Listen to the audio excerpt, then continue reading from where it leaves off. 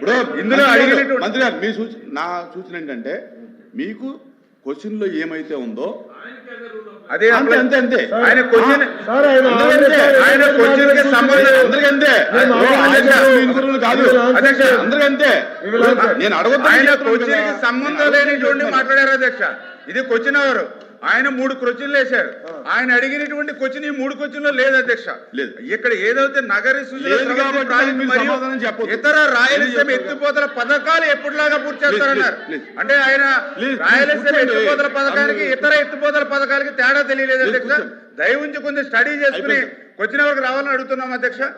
ఏదైతే అధ్యక్ష రిక్వెస్ట్ చేస్తున్నారు మిమ్మల్ని రిక్వెస్ట్ చేస్తున్నారు మీరు ఓకే అంటే మాట్లాడు. దేనికి అధ్యక్ష ఇది మీకు టైం ఇచ్చాను నేను, మిమ్మల్ని రిక్వెస్ట్ చేస్తున్నాడు ఆయన, మీరు అలౌ చేస్తే ఓకే, లేదంటే మీరు మాట్లాడండి. అధ్యక్ష, ఇందాక ప్రశ్న వచ్చినప్పుడు ఇప్పుడు ప్రశ్న వచ్చినప్పుడు కూడా రెండిట్లు కూడా రాయలసీమ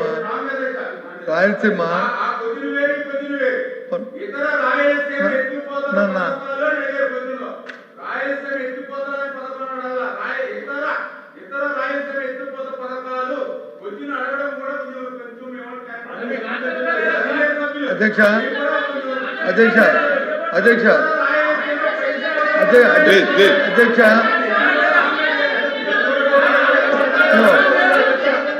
ఇగో మంత్రి గారు టెక్నికల్ సాంకేతికంగా అంటే ఇప్పుడు సాంకేతికంగా ఉన్నది, తర్వాత దీనికి సమాధానం చెప్తాము పంపిస్తామంటే సరిపోద్ది.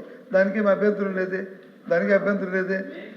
రాయలసీమ ఎత్తిపోతల పథకాలకు సంబంధించి సూటిగా ఇందాక కూడా ఇప్పుడు కూడా అడుగుతున్నాం. ఏదైతే ఇది ప్రధానం, ఎందుకంటే రాష్ట్రంలో అందరికి కావాల్సింది ఈ విషయం, అంతేగాని రాజకీయ అవసరాల కోసం కాదు.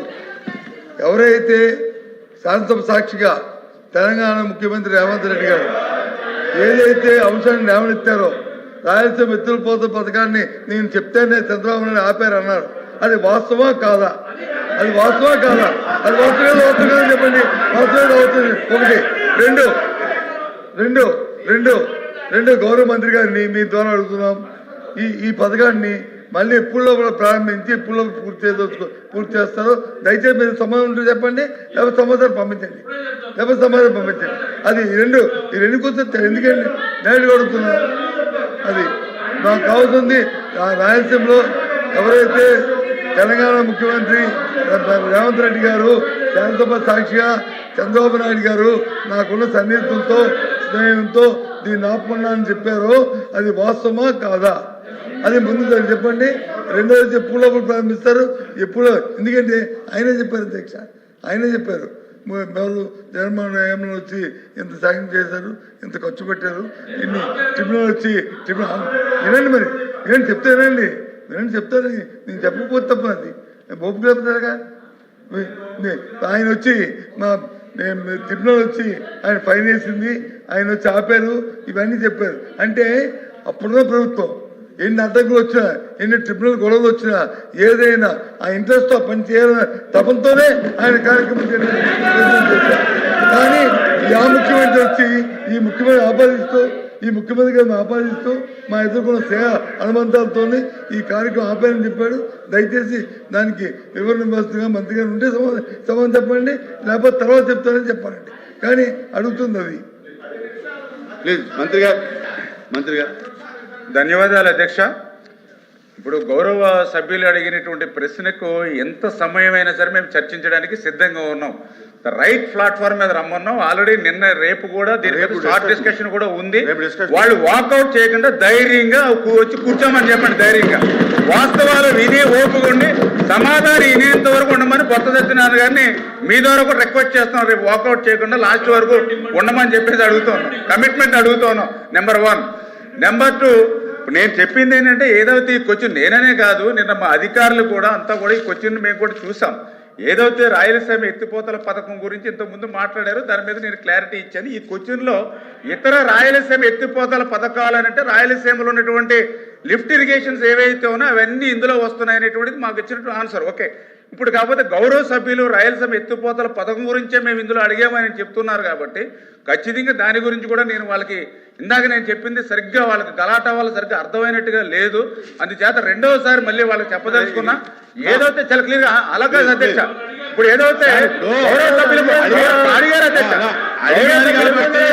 గారు మాట్లాడారు ఏదైతే పొరుగు రాష్ట్రంలో ఉన్నటువంటి అదే ఒక నిమిషం ప్లీజ్ సార్ గౌరవ సభ్యులు కొత్త సత్యనారాయణ గారు మాట్లాడారు నేను ఆన్సర్ చెప్తాను అధ్యక్ష గౌరవ సభ్యులు కొత్త సత్యనారాయణ మాట చెప్పారు ఏదైతే అక్కడ ముఖ్యమంత్రి రేవంత్ రెడ్డి గారు మాట్లాడారు అని చెప్పారు. మరి అదే రోజు అక్కడ ఉన్నటువంటి హరీష్ రావు గారు కూడా మాట్లాడారు. ఆ రోజు 2020 సంవత్సరంలో ఎన్జీటీకి మేము వెళ్ళి రాయలసీమ ఎత్తిపోతల పథకాన్ని ఆపాము. ఆపడమే కాదు హరీష్ రావు గారు కానీ అది ఇంకా అక్కడ ఉన్నటువంటి టిఆర్ఎస్ నాయకులు కూడా చెప్పారు అధ్యక్ష ఏదైతే ఆ రోజు జగన్మోహన్ రెడ్డి గారితో మేము మాట్లాడాము దీని మీద ఇంత మించి వెళ్ళకు నీకు ఆ రాయలసీమ ఎత్తిపోతల పథకం పేరు చెప్పి నీకు ఏం కావాలో అవి నెరవేర్చుకో నీళ్లు మాత్రం అడక్కని చెప్పి మేము అడిగాం. ఆ రోజే మేము నిలిపివేసామని చెప్పేసి అక్కడ టిఆర్ఎస్ నాయకులు మాట్లాడుతున్నారు అధ్యక్ష. అంటే నేనేం చెప్తున్నానంటే పొరుగు రాష్ట్రంలో వాళ్ళ రాజకీయ లబ్ధి కోసం వాళ్ళు మాట్లాడతారు. ఇక్కడ వాస్తవాలు ఏంటనేది మనం అంగీకరించవలసిన అవసరం ఉంది. నేను చాలా క్లియర్గా చెప్పాం.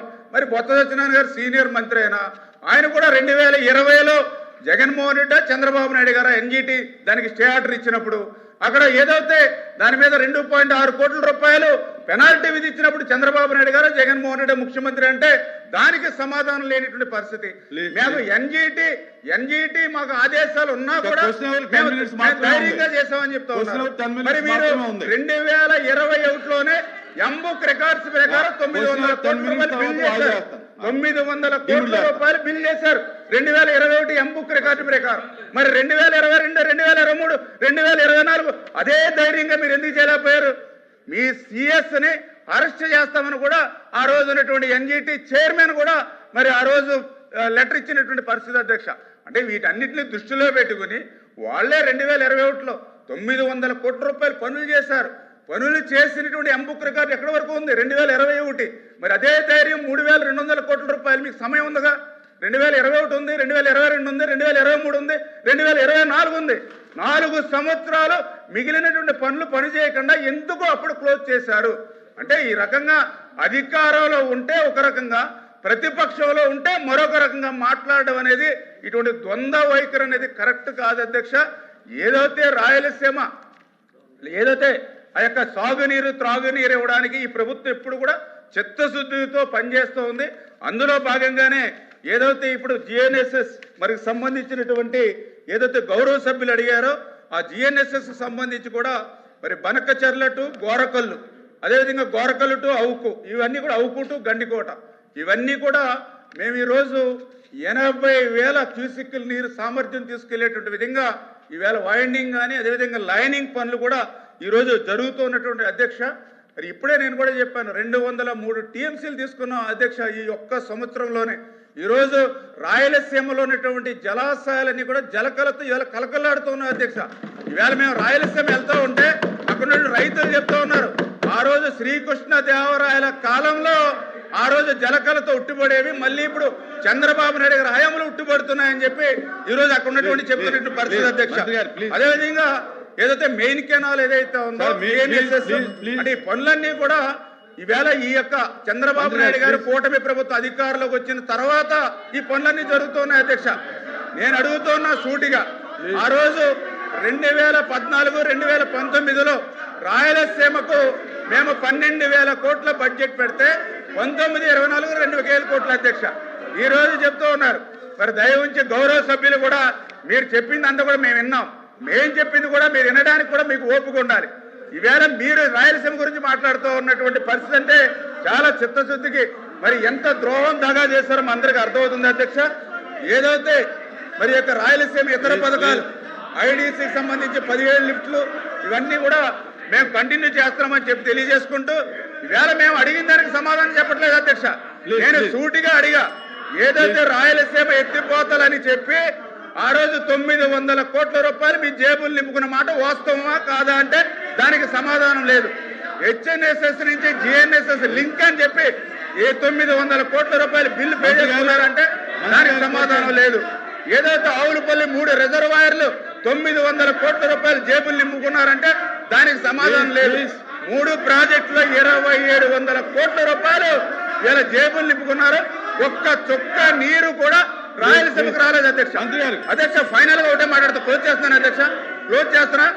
2019, 2024 5 సంవత్సరాల్లో రాయలసీమకి ఒక్క చుక్క నీరిచ్చామని ఇవాళ ధైర్యంగా ఇవాళ గౌరవ వైసీపీ సభ్యుల్ని సమాధానం చెప్పానండి అధ్యక్ష.